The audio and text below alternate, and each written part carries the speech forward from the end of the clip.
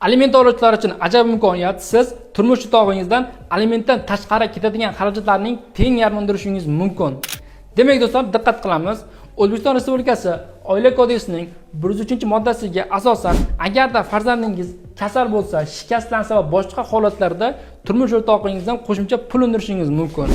Ya'ni, agarda farzandingiz kasal bo'lsa, davolanish uchun ketadigan xarajatlar, bog'cha to'lovlari, shuningdek qo'shimcha kursga boradigan bo'lsa, kurs uchun ketadigan xarajatlarning teng yarmini turmush o'rtog'ingizdan alimentdan tashqari tartibda undirishingiz mumkin.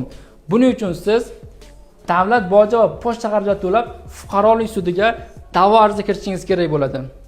Shundan so'ng siz turmush o'rtog'ingizdan aliment uchun ketadigan xarajatlarning teng yarmini undirib olishingiz mumkin. Demak do'stlar, o'z huquqlaringizni biling.